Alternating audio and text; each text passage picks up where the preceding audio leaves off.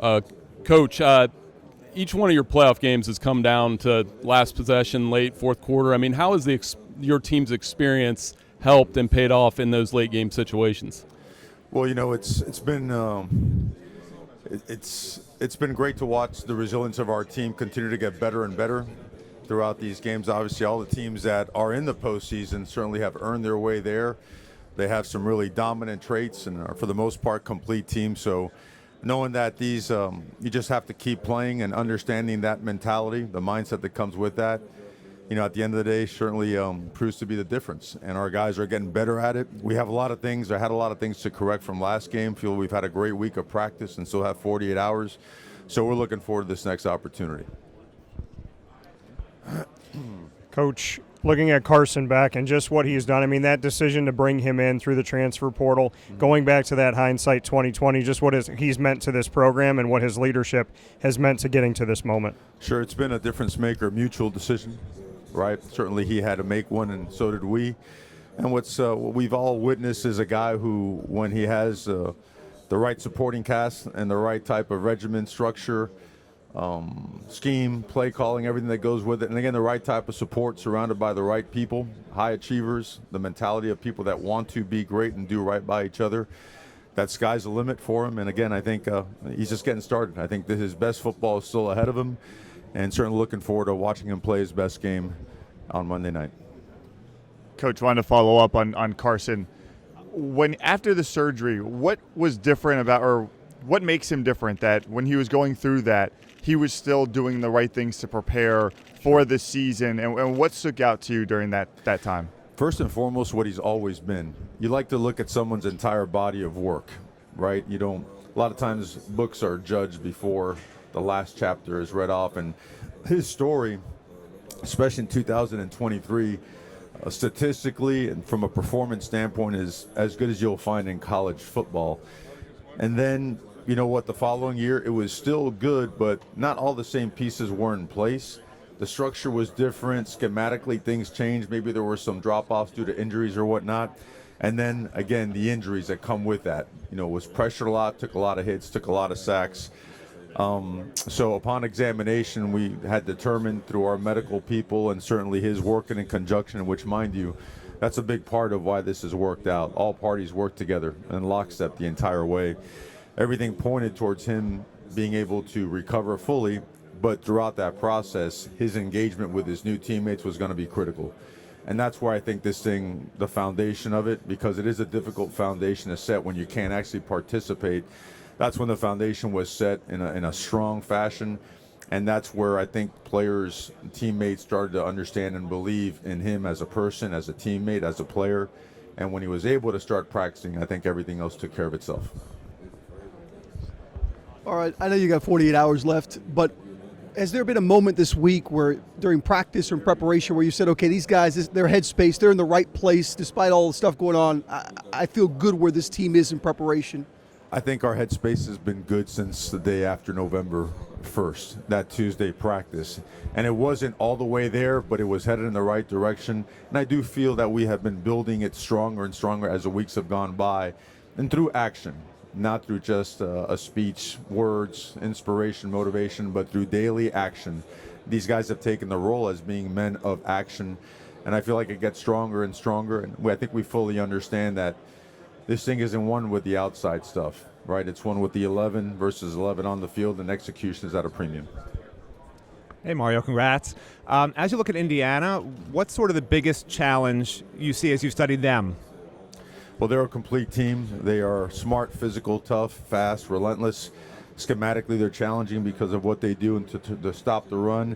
Their back end, their entire team has elite talent, right? Very experienced team. I think 27 players are in their last year of eligibility. Several others are in year 3 or 4 as well. So you're looking at a team that's extremely talented, coached really well, and plays really hard. We could get in for hours on what they do schematically, but certainly those are some of the key components of them being such a great team. Hi, Coach. Gabriel Hernandez, CCNN Live. As a Columbus alumnus, how did your experience at Christopher Columbus High School help shape your path as a football player, both as a coach and as a player? Columbus is just like the University of Miami is everything to me. It took a couple of young knuckleheads like my brother and myself, and really was regimented, structured. Our position coach, Fred Foyo, may he rest in peace, absolutely off the charts. Coach Linsky, who coached linebackers, but the overlap with us was awesome. Coach Zorzi, may he rest in peace. Coach Lavelle, our head football coach, is such a key component in our lives still to this day. They took over our guidance and leadership and mentorship, having parents that were always working and could never be around. So Columbus is and always has been the foundation of everything that we have. We're still not where we want to be yet, right? But certainly we owe everything so much to Columbus High School. And Mario over here, what are some of the things that you guys have done well that you'll have to do well to beat this team on Monday? I mean, this thing's about execution. You know, we could get into a bunch of stuff. Obviously, strategically, won't get into any specifics as it relates to that. But I don't think this game is about flash. You know, this is going to be substance, right? Blocking and tackling, throwing and catching and running and covering and all the things that go with playing high-level football at this time of year, deep into the season when everybody's banged up, right? Your best has to show in what the foundation of football is, and that's technique, fundamentals, scheme, and execution. Coach, you've had some close games in the CFP, specifically Ole Miss game. IU has had some blowout wins. If it gets to the last possession or two in the fourth quarter, how comfortable is your team in those moments? I think our team is one that operates without worrying about the clock or the scoreboard. I know that sounds generic and it's often spit out there, but it's just the way we operate. It's still about being where your feet are and having one play at a time mentality, playing fast, playing physical, being relentless, having pre-snap discipline and post-snap IQ, and securing that football and creating ball disruption and being able to cut it loose by practicing that way, so that come game day you could put your very best on the field, and irregardless of the previous play, being able to move forward and do your absolute best the next play. Hi, Coach. If you can answer in Spanish, please, the meaning of being playing on your own turf this game, and also the meaning of your quarterback and the job that he has done. Thank you. Bueno, muy orgulloso de nuestro quarterback Carson Beck, ha hecho tremendo trabajo este año y de ver estos últimos días el apoyo de nuestra comunidad increíble para nuestros jugadores, para mí personalmente. Yo soy un hijo de esta ciudad. Nací aquí, fui criado aquí y los últimos 20 años yo he estado viajando y trabajando en diferentes lugares, pero este es mi casa. Gracias. Coach, you touched on the Columbus connection. We're here from Indianapolis. We did a story with the Mendozas at your high school. Talk about the uniqueness of having Columbus on both sides and your relationship with the Mendozas. I think what's evident is the Columbus High School, you're taught a certain way. You are pushed and challenged a certain way. You're groomed and developed a certain way. And I think year in and year out, what you see come out of Columbus High School is very, not only elite talent, but you see elite human beings that are driven, hungry, humble, understand the importance of impacting others in a positive way. And it's a credit and it's a testament to the leadership in that school from I don't know how many years ago I graduated from there. I stopped counting, but all the way through modern day. And I think it's awesome because we need more people that are good for young people. And I think Columbus High School is a great example of that. Well, we played together. The father and I played together. As the years go by, obviously you can't stay in touch with everybody, but tremendous amount of respect for the entire family. Coach, when you look at Mendoza and that offense on film, what stands out to you? Well, everything. High-level execution, high-level talent, precision, discipline, toughness. They chase and finish, which I think is really important. The ball doesn't get turned over. If a ball does come out, there's 10 hats there, 11 hats there, ready to jump on it. So you're looking at an operation that's seasoned, that's disciplined, that executes at a high level. Hi, Coach. I'm going to take you back in time. We are from Europe. The World Bowl 1995 in Amsterdam. Yes. I think that's about the last title game that you were in as a player or a head coach. That was also a game where you played at home in your own stadium. Mm-hmm. Do you have any recollection of that game or lessons that you have that playing in your own stadium, the pressure that comes with that for a home crowd? In terms of pressure, I don't think so. But in terms of playing in that game, I do remember vividly. Coach Lukenbill was our coach. We had a great football team. We were 9-1. We played against the Frankfurt Galaxy at Olympic Stadium. A little bit rainy early, but then things settled down. We weren't able to pull out the victory, but overall a great experience. And certainly, I think when you go away and you realize how much you love football, and you're up, your back's up against the wall, and say, hey, is this going to continue for me as a player? And how am I going to have to fulfill this dream of playing? And how much does it mean to me? And if it doesn't, if I can't get there, do I want to somehow transition into the coaching world, right? So all in all, extremely grateful for the opportunity. I thought that it was an unbelievable experience for everyone involved in it, and provided some great memories for us.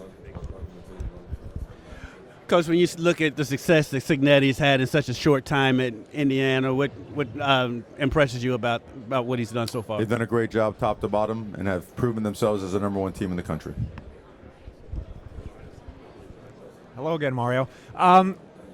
I wanted to ask you, you're preparing for the biggest game at Miami in 20 One more time, I'm sorry. You're preparing for the biggest game at Miami in 23 years. At the same time, you have to look to next year with the transfer portal. Has that balancing act been difficult? It's sort of the first time championship teams had to deal with this in this sort of new system. I think what we all know, there's no balance. You just got to go. You've got to count on just going and load up on your coffee or whatever helps you, put in extra hours, and you just go. I mean, can't complain about it. It is what it is. It's the calendar we all know needs work.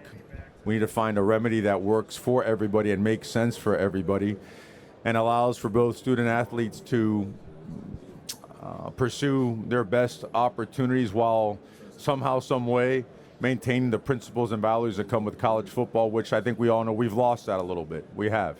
And then obviously we're up against a different clock, being that we're still playing, and all the focus for us is on playing. And then all the extra time which you have to cut into your own time to continue to build your team for the future. And we feel we've done the best that we can thus far, and we're going to keep going. Hey, Mario, Mark's one of a lot of kids from this area. Mark is one of a lot of kids from this area who are back.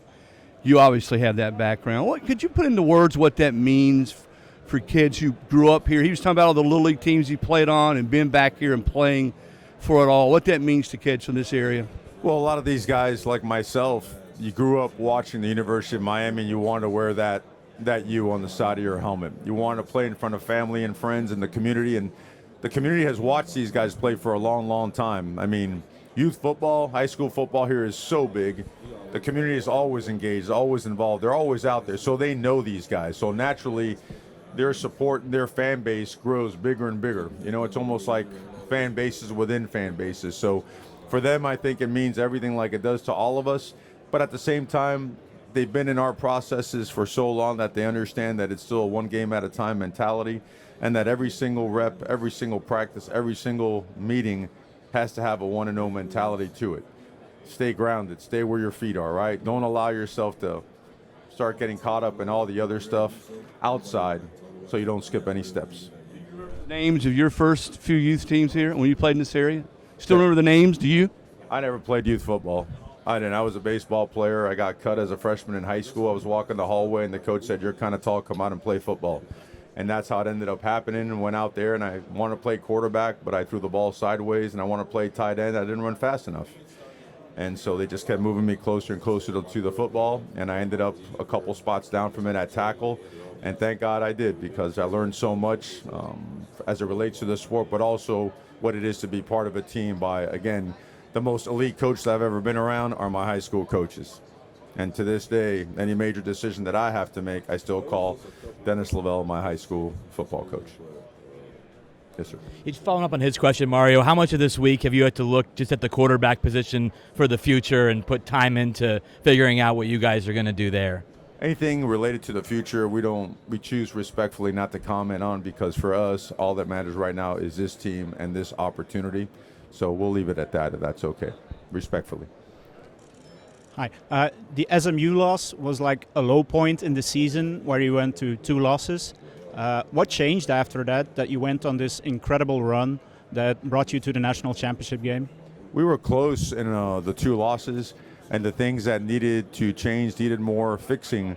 than just overhaul, if that makes sense. I think you really find out everything you're about and what your people are all about are in those moments. And as you look across the country, several teams after a loss or two packed their bags and that's it. It was over. And then for us, it was one of those, we know who we are.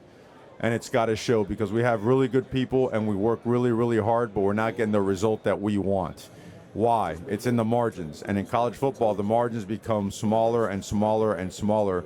So the investment in discipline, the investment in detail continued to grow. The enthusiasm was extremely high every single day we walked in the building. And that game by game, more so day by day, changed the building inside out. And that's all that mattered. The outside stuff, the outside noise, let's call it what it is. Everyone was throwing dirt on our grave already and buried us. And that's good. It's good for the soul. It's good for you from a mentality standpoint. So you understand and recognize more than ever that all that matters are the people inside the building. You're welcome. Hey, Coach. We've heard the stories about Coach Ferris and the special teams unit, the Cafecito, and just curious, who makes the best coffee on staff? Is it Coach Ferris? And what is a good Cafecito to you? Yeah, Ferris makes the best coffee on the staff. It's part of his obligations and duties as an assistant coach, and he makes the best one. In terms of the other ones, I don't want to get into a competitive warfare in Miami as to who makes the best coffee, but it's certainly an off-season project that I look forward to delving into. Mario, specific to Mendoza and what he does well, what have you seen that really jumps off the page, and what kind of challenge is it for your defense? Decisive, accurate, athletic, presence, pocket presence, extending plays, can throw it on the run, in the pocket, quick game, can negotiate throws, can get in and out of trouble really tough. It's a guy that sometimes you hit quarterbacks and they get phased, they get knocked around a little bit. There's no phasing him. I think the more he gets hit, the tougher he gets. And it's something that's obviously very admirable because a lot of quarterbacks can't do that. So he's a total package. Mario, just curious what the game week preparation has been like compared to a normal home game, and what's your expectation for the environment on Monday compared to a normal Miami home game? Yeah, the preparation remains the same. It's a little bit of a road game mentality because we come and check into the hotel out here, and then we travel back and forth. We just don't have to get on a plane to do so. So I don't think that ever changed. I do think that each and every week since the SMU loss, our preparation standards have been elevated from within the building, driven by the players and whatnot. And I'm sorry, your other question was? What your expectation is for the environment on Monday compared to a typical Miami home game? You know, it's hard to say. You know, we're in different uniforms and we're on the other side. None of that matters. The field's still 120 yards long and 53 wide. And I expect what we all expect. We're home, and we expect home to show as strongly as humanly possible and make it as much of our atmosphere as possible. Thank you. This is a more serious question than Cafecito. Just the calendar, the fact that you have free agency in the middle of trying to go through this playoff run, the challenge that presented this year for you guys, how you handled it, if you can speak to that, and just how you hope maybe the calendar changes going forward. Right. Well, you know, I think a lot of it is handled on what you are 24/7, 365. I do believe that.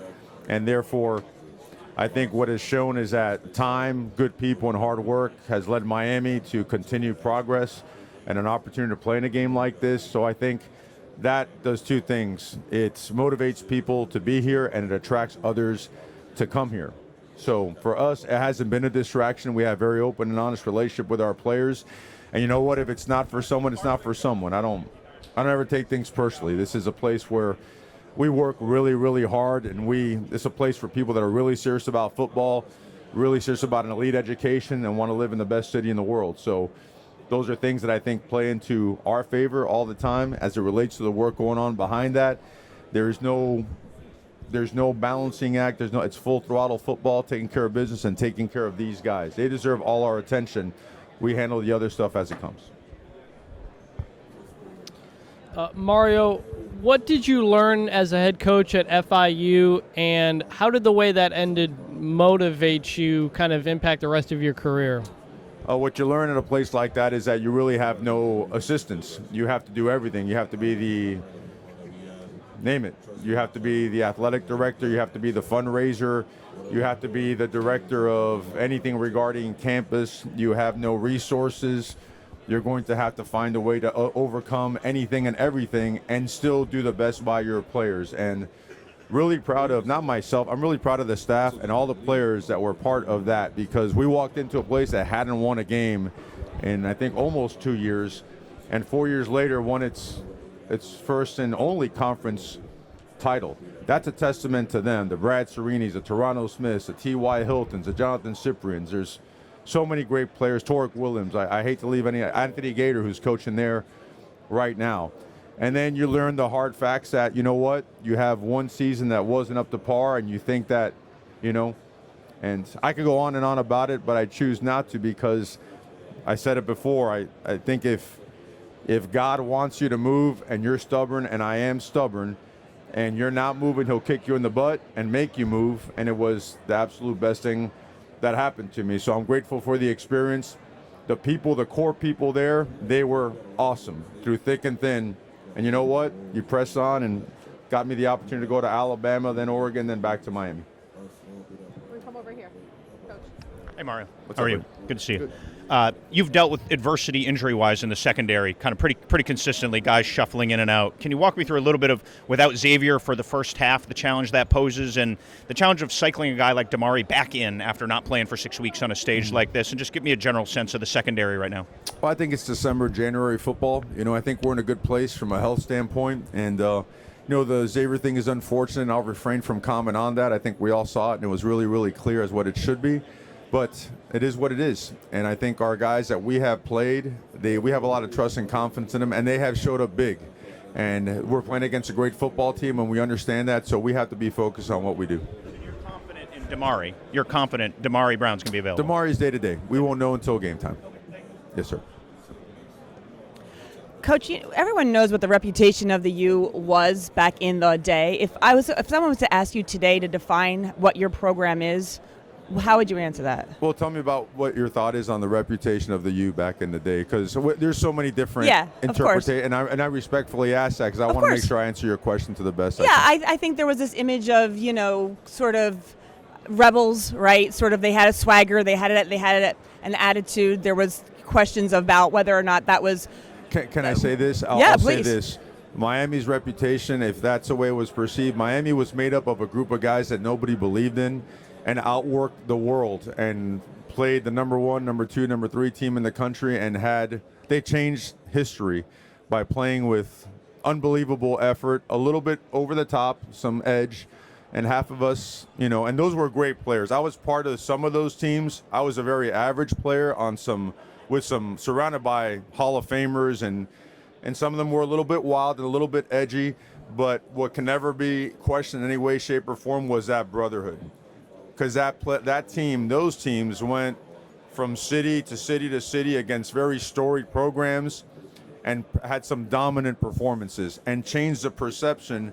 And so that the extra celebrating was all of a sudden viewed as, okay, so, and those guys were very much okay with that. We totally get that. So that's how I would view them. And I'll listen to the rest of the question so I can answer it. No, it's fair. I appreciate that. Thank you. And I guess, how would you define what your program is now, or what you would like it to be known as? Well, we keep our mouth shut and we go to work.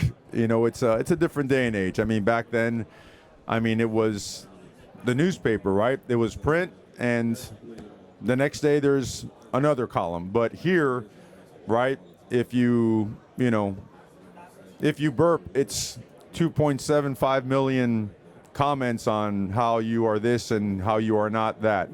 So we're very, I would say, not introverted, but we're very confidential in our approach to everything and anything University of Miami. And I'll say why. It's because I respect these guys more than anything I've ever been around in terms of as an organization. These coaches, these players, they are awesome, and what they have is very sacred. It means the world to them, and to protect that and to keep the integrity of that, we've gone a route where it's different than some of the traditional Miami teams, and that's okay. This is 2025. We're not, no, 26, sorry. Shows you the type of schedules we have. We don't even know. but there was never any lean towards going back. You go back to take the principles and values and bring them forward, but to go forward, and that's, in my opinion, as a head coach, that's the best way to do it. Be hungry, be humble, be driven, have a positive impact on others, and make sure every ounce of focus, as difficult as this game is, a game of football, modern day, everything with the student athletes, pour it all into our student athletes and keep it that way. It's a little bit boring. I've said it repeatedly. I'm not an exciting interview, but it works for us, and I appreciate the question. I hope that answers it. Hey, how are you, Coach? So I would say that throughout the course of a game, you may be the most animated coach on the sideline. I mean, it seems like you get so fired up, like you could go out there and play, to be honest with you. So my question is, how much caffeine do you intake before a game? Because you get fired up, or is that just all natural? No, I don't. I mean, it's a regular coffee stuff. I don't. One thing I don't want to do is draw attention to myself. I'm the least important component in the whole thing. My job is to make sure that myself and all the assistant coaches do everything we possibly can to put the players in the best position to be successful, to make any and all adjustments and provide information that settles them down so they can play fast and relentless. But man, I wish I had a better answer for you, man. Am I doing anything like wrong? Am I offending anybody or no? Okay. I just don't get to watch all that stuff, but no, there's no. The only caffeine I have is what I've been having since I was 4 years old, where my mom would pour that in the café con leche, and I was a hyper kid at school, if that's a question. I mean, I had issues behaviorally, but it was, they blame my mom for that, and not me. Hi, Coach. You guys are heading to the championship with 2 losses under your belt. What changed in the locker room that let you know that this team was a championship-bound team? Well, I think we were always on a course of steady progress. And you look at the games, if you look at it statistically, right, turn the ball over is the difference in a one possession and a one play game, right? And that tilts it one way or the other, a W or an L. But I also think that you've got to get the best out of people, right? Because this is now game 16. It's a long season.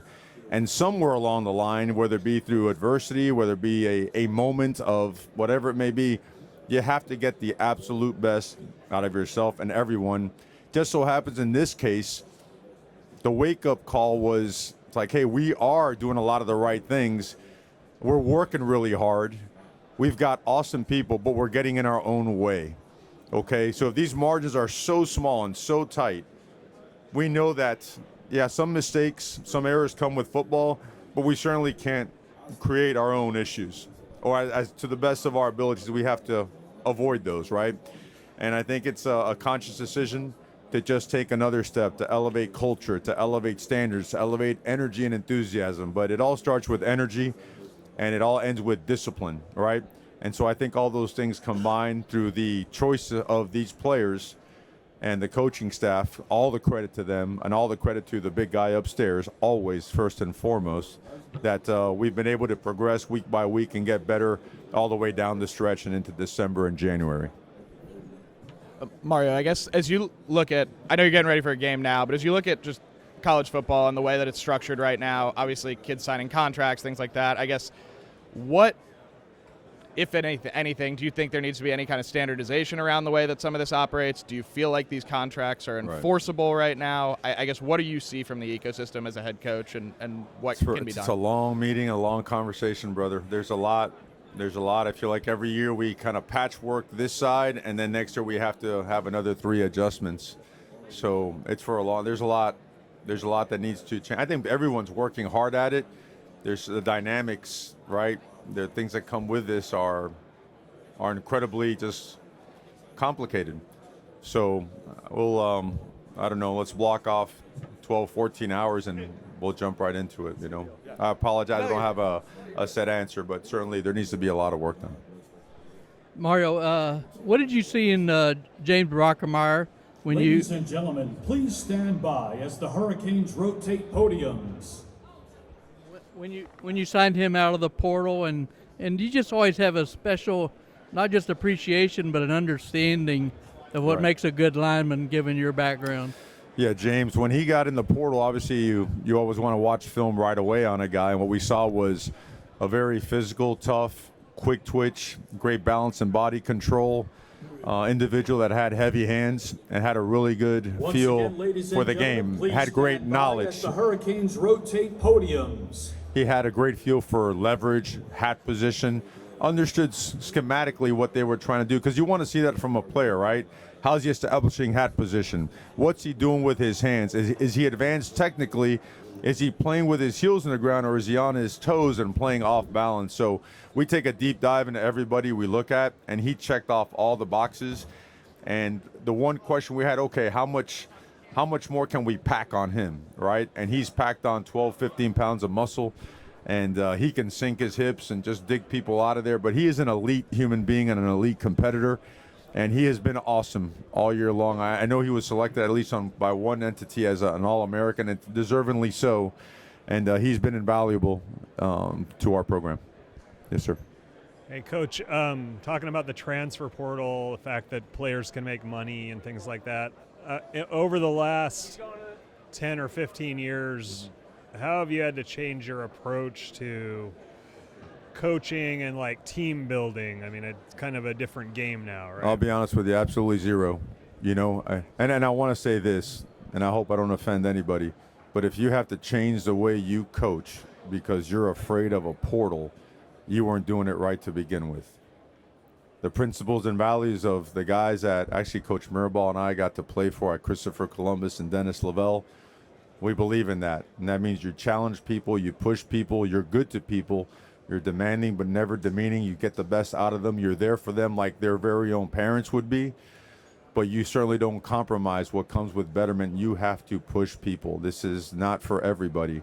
And so I don't believe that has to change, and we're never going to change. And by that, when I say change, let me pull that back. We have to always get better, and we're committed to that, and we're always diving deep into. There's no one on our staff that says, hey, we have all the answers. That's not the case. We're always trying to get better. But I think I have a feel for the question that you're asking in terms of, do you tiptoe around it? Absolutely not. You're doing a disservice to a player. This is their last pit stop before they go into real life. And if you don't continue to develop them and continue to enhance the principles and values of their own household, if they were the right ones, if you shy away from that and turn a blind eye on that to make a guy feel warm and fuzzy just to not rock the boat, I believe that that's criminal, and I believe that that's letting down a player. And it's our job, all right? And we need more people to do this. We need more people that are good for young people, because at the end of the day, they are our future. And when they make a poor decision or mistake, I don't blame them. I blame the adults. Because look at the adults, right? Look at the examples that we're setting. They are following suit. So it's on us to hold them to a standard, but to also teach. And I'm a big fan of that process, because our coach, he hammered us. And he was awesome. And Jimmy Johnson, Dennis, they hammered us, you know. And Coach Kehoe, Coach Wise, Coach Greg Smith, they hammered us. And with the right stuff, never in a derogatory or a demeaning way. I hope that answers your question. Hi, Coach. You were talking about recruiting earlier, and I guess similar question. On recruiting, you were talking about recruiting earlier. I guess how has your staff's recruiting approach evolved over the years as you've gotten the on-field results, but also as you've learned what approaches do and don't work for you? Well, the approach has to get better and better. We're still not at optimal level like we want to be, but it is a relentless approach. But first and foremost, it has to be genuine. The foundation of the relationship built has to be honesty and transparency, because, to your question earlier, there's a transfer portal. If there's any fake, nonsense, BS along the way, that's going to be a one-year transactional relationship. So that's the foundation of everything. I don't think it's very complicated. And I think if you have a passion for the people you work for and the place you work for, I think that oozes out of you. But I do think that you have to be relentless and show genuinely how you feel about someone and how much you do want to coach them and have them as part of your organization. Hey, Mario, two things while I have you. One, the role of people like a Jessica Lopez, the people behind the scenes that fans probably will never see on the field, their role in getting this thing where you want it to get to? And two, just flipping to your coaching staff, to Corey, what was it that you said, that's the guy I want? Yeah, two incredibly important people, two MVPs. All right, Jessica Lopez, Miss Jessica, was an absolute difference maker for us because she's like a ball coach, okay? She took our academic status, and for 9 successive semesters, we've had a new team GPA record, okay? She's had guys graduate from as little as 2.5 years to having everyone on course to graduate or already has graduated. The culture she establishes, the relationship, and the demands that come with her and her leadership style have been absolutely incredible for our program, and we're blessed and thankful for her on every single day. I thank God that she's with our program. Coach Heatherman, everything that comes with great Miami coaches, detailed, intense, elite teaching progression, on-field presence, in-room teaching progression and presence, being able to connect, communicate with players, establish relationships, and then game day adjustments. He has great answers. He knows the system inside and out. He knows the strengths. He knows what areas are going to be attacked, and to be able to communicate that and get that done with the football players, absolute difference maker for us. Thank you. Hey, Coach. Lane Higgins from the Wall Street Journal. I wanted to ask about Carson, mainly because he had a very rough transition to Miami. Just a lot going on off the field. And, with car stolen, breakup, moving, that would be hard for anyone to go through, let alone someone that was in the spotlight like he was. So what have you seen from how he's kind of handled that and kind of settled in and grown in the last 9 months? Yes, ma'am. Maturity is what you've seen, and professionalism. I mean, at the end of the day, he made a personal and professional choice. And when he did, yes, there's a lot that surrounds him, but I think he treats his mind and his mentality like a really nice, expensive car. He's not going to take it to crappy places. He's not going to put it around, questionable people. He's going to keep it in a safe place. And that safe place is us. We're his biggest fans. We're his biggest supporters. We're his best family, okay? And Carson, his experience, both good and bad, has allowed him to come in and establish himself very quickly as a leader, and one that has helped groom leadership within the team itself. And it starts with the fact that he's an unselfish person. Tons of gratitude to him. He wants to win, and he wants to see people around him do really, really well. He has absolutely zero interest in personal accolades and all that attention. He wants to do right by people. Throughout the playoffs, you've made an emphasis on giving glory to God for your wins. Always. Tell me why that's so important to you personally. I was born and raised Catholic, man. It's what I was. And they had me over at St. Teresa, Sister Michael Joseph chasing me around, making sure I did the right thing all the time. Over to Columbus High School, my parents, they were very adamant about us being raised a certain way. And I don't push it upon anybody, and that's, everybody's choice, but Catholic raised to the bone, man. All glory to God, always first and foremost. That's what I believe in, and we'll continue always believing, and very proud to do so. Thank you. Coach, they talk about having vertical alignment at institutions between the president, the athletic director, the head coach, everyone. And it seems like where the University of Miami is now is as great as it's always been from that aspect. Talk about how important that is and how great the University of Miami is doing in that aspect. Yeah, that's everything. I would recommend that anybody looking for a head coaching job never take it unless those things are in place. I have gone through something like that. And in a sense, it's good. The best training ground I ever had was to have, be part of a process where things weren't aligned. And you learn a lot, and sometimes there's casualties that come with that, from an employment standpoint. But you learn a ton. And coming to Miami, that had to be in place, because I believe that Miami in the 80s was so good, I think people fell asleep at the wheel. It's like, we don't need new facilities. We don't need a budget. We don't need to increase staff. We're just going to win. And you blink an eye and 20 years go by, and it's like, where's Miami, right? And so what you have elite leadership with Joe Echeverria, right? And you have Rudy Fernandez, elite leadership, right? And you have guys like Manny Cadre, elite leadership. These guys are strong-minded, hungry, driven people that understand the importance of everything and how it's supposed to work. You know, you have community leaders like Jose Mas, right? I mean, the involvement of awesome people with the level of passion that they have, the way they work, the impact they've already had on the community, and what they're willing to do for the University of Miami.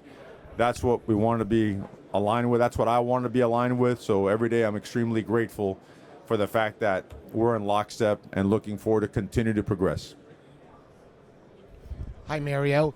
3 quick, unusual questions. Are you happy that you changed this, the routine from the team staying in Coral Gables to staying at the Fountain Blue? Was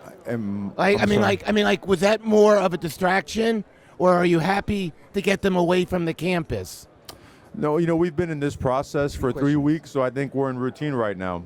I think for them, it's what they expected. The Fountain Blue is awesome, and where we're at in the Fountain Blue, we're in isolation. And I mean, if you go over there, it looks like Fort Knox. I mean, we're, you know, people stationed everywhere. But I want to say this, like, I trust this group of guys because you have the right people or you don't, right? We have the right people. They know that it's important for us to be locked in, and we came to the right spot to get locked in on what's important. That's our 1-0 opportunity. And one last question. When's the next time you and the Mendoza family are going to have lunch or dinner together? Right. Well, we haven't had lunch or dinner in a long, long, long time. So, you know, to your question, again, I have all the respect in the world for the Mendoza family. We've known each other for a long time. Hi, Coach Cristobal. Can you explain the structural differences and the differences in the environment when it comes to when you played at the University of Miami and now? There's no comparison. There's none. I think our facilities were a mom and pop shop, but I think our caliber of athlete it's a very storied program. It's probably the best maybe in the history of college football. Not myself. I'm talking about the other players, right? And it was strange. It didn't quite match up, right? And I think that's what I learned when I went away. I went away knowing, okay, Miami was so far ahead back then. Everybody else invested heavily in facilities and staffing and in other things, you know. And I think that's where the separation occurred. And you know, watching that from afar for all these years was very troubling and upsetting. And I thank God for the opportunity to be able to come on back and be part of the organization now as we continue to move forward and get better. Throughout your tenure, we've seen the community, whether that's on campus or in South Florida as a whole, kind of rally around the Hurricanes again. To see the U back at the forefront of culture in South Florida, tell me what that means, the feeling of it, and what it means for the program as a whole. Well, I mean, it's always been the galvanizing agent for the South Florida community, always has. And I remember seeing it as a kid before I got here, and I remember seeing it as a player. And it's awesome because these guys, not only are they great players, they're future community leaders. You know, they're going to be in the medical field, in the business field. They're going to be in the sports field, right? They're going to be in different facets to continue to push this community and elevate it. So to be able to have our players experience that type of support, it's awesome. And again, it always means that much more. Coach, thanks for the time. Appreciate it. You've mentioned 1-0. That's been a big mantra for you. You're just talking about 3 weeks. You kind of find yourself in a routine. This feels different. Like this is the closest thing I've felt toward a Super Bowl. The ticket prices, the energy, the excitement with 2 new teams here in the last 20 years. What from your experience as a player and a coach, been able to get the message to your team about how to keep this kind of normal as possible, even with all the ticket requests and the magnitude of this game? You know, we've been so regimented and structured for a long time, and we've had the benefit of, we've been on the road for 5 weeks before coming back home for this one. And technically, we're the away team. So it's actually a road process week for us, leaving after the Wednesday practice and just bunkering down and getting to work and locking in on what we do. So we did got with the parents early, say, hey, we're leaving on this day, 2 days before this. We want all this stuff settled. We don't want to be in any way, shape, or form distracted, because you can only create your own distractions. They don't exist, right? And I think our players understand that. They've taken a lead role in making sure that everyone understands that. So we're a focused team that's looking forward to practice today. When I've been a part of teams where everybody wants to go undefeated, but right. Losses are really how you deal with them and how you respond to them. What'd you learn about your team? How did your team grow from the regular season when you went through a couple rough patches against Louisville and SMU?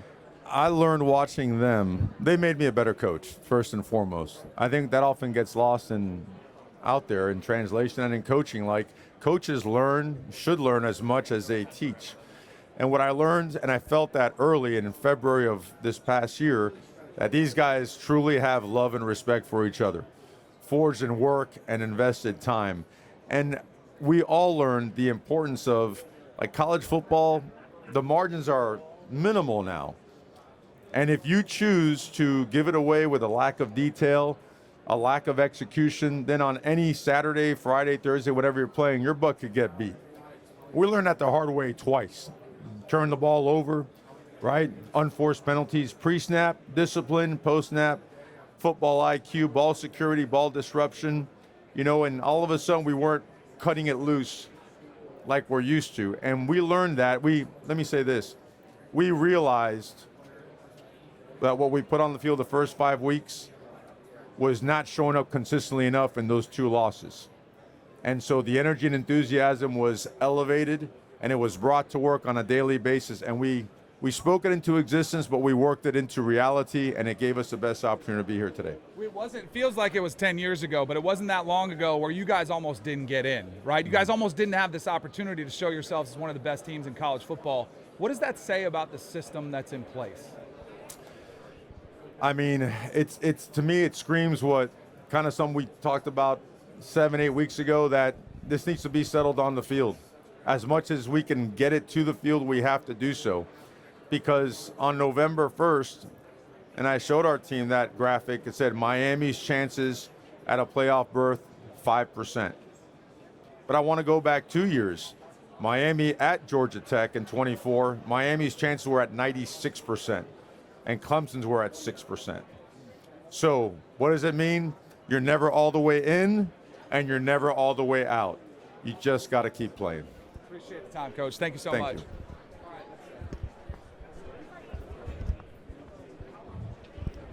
Mario, with college football now being considered one of the 2 most popular sports in the entire world, what does it mean for the Cuban culture? Yourself, Fernando, Coach Mirabal, several players on the roster, this game being on a national stage on Monday night?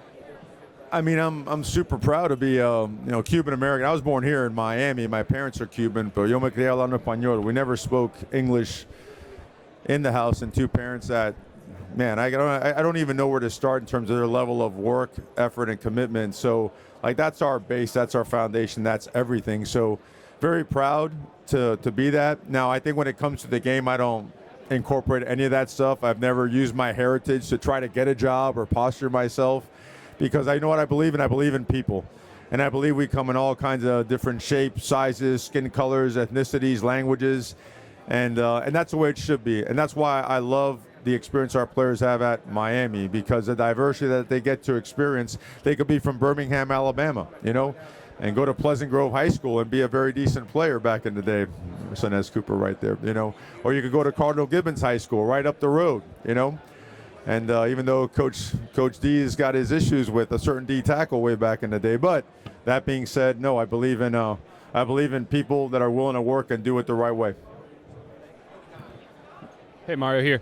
You've got the Orgeron twins on your staff as analysts. We do, yes, sir. How did that kind of come about, and where do you think they're at in their sort of learning process as young coaches? Those guys are going to be excellent high-level coaches and head coaches one day. Coach Orgeron, to me, was very special. He was a D-line coach.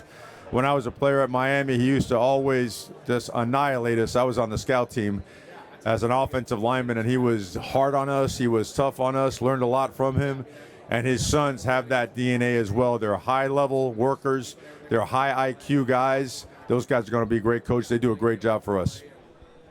Coach, I wanted to ask, obviously you have Cuban heritage, you have a punter who's Australian, you have Akeem who's from Canada, you have all these international players, you have games being played internationally from other teams as well. What do you think about the growth of the game, not just American football, but college football internationally?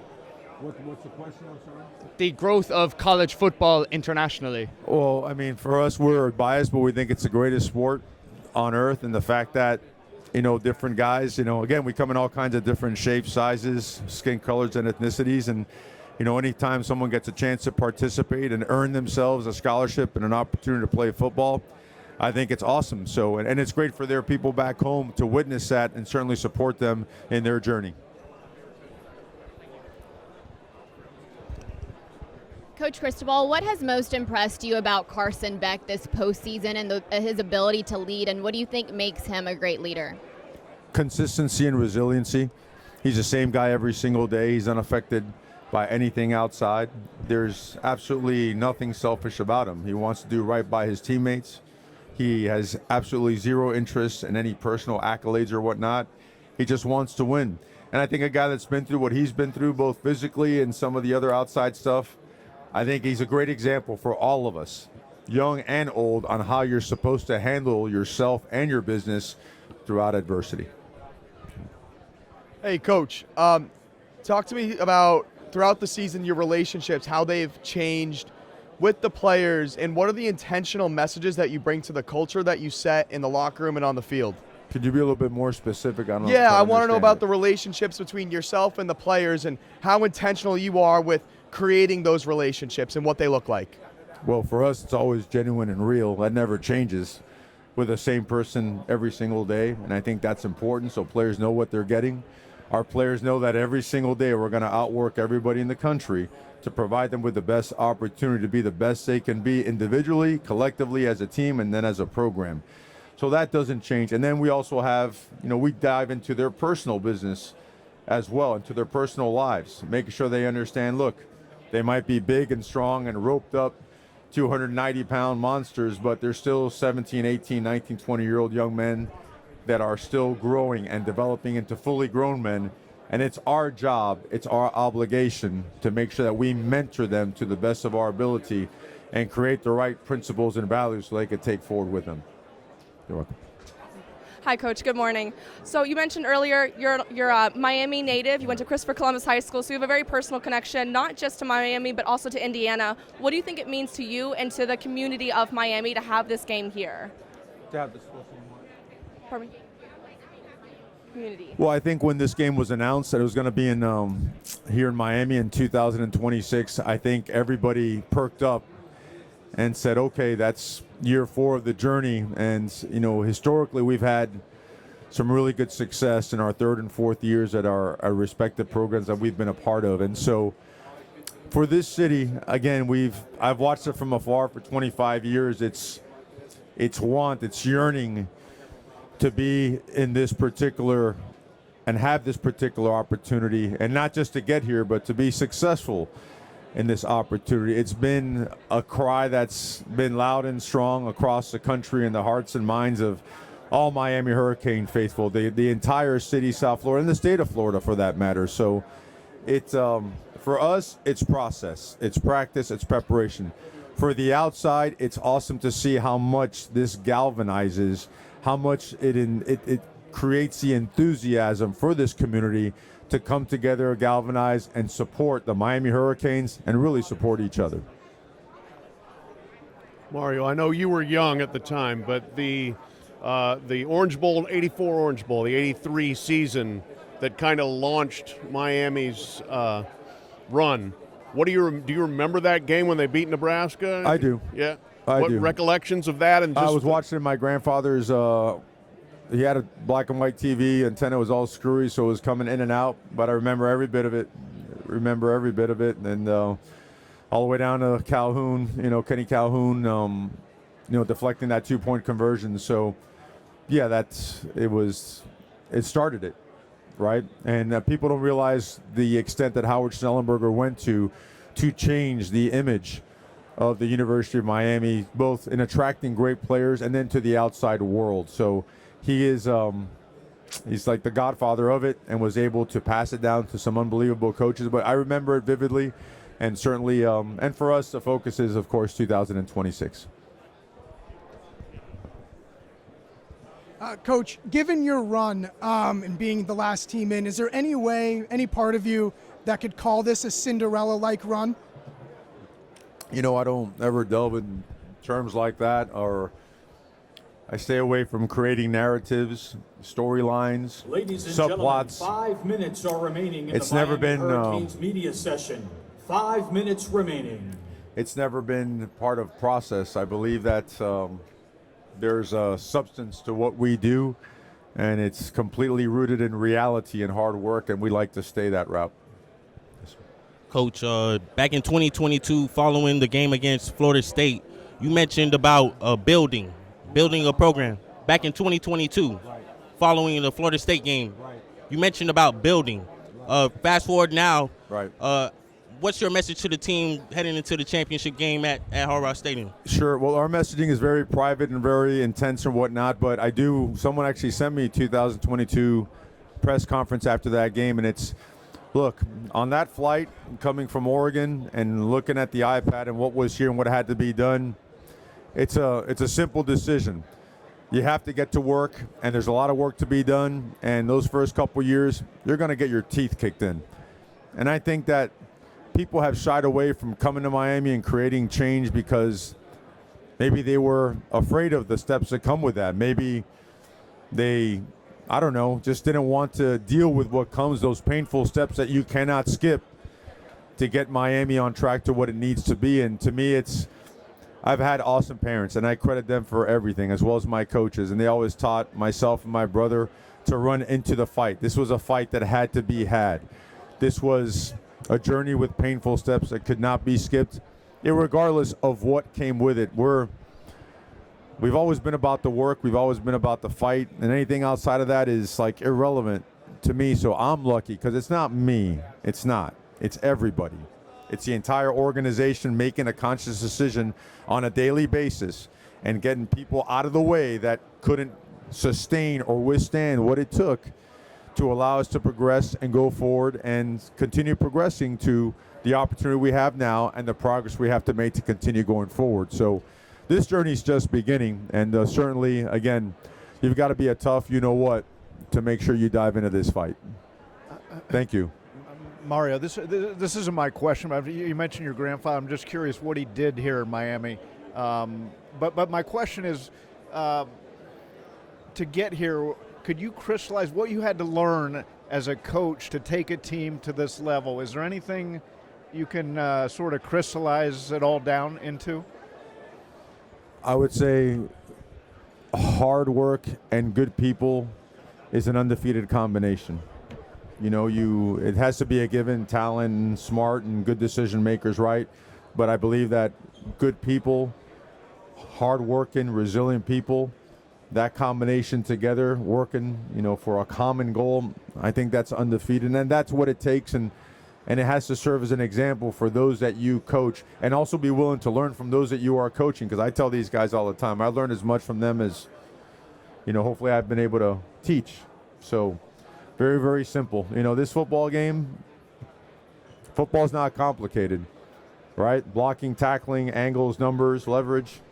People are complicated. And people complicate things surrounding football. The right people with the right intentions, working the right way, undefeated.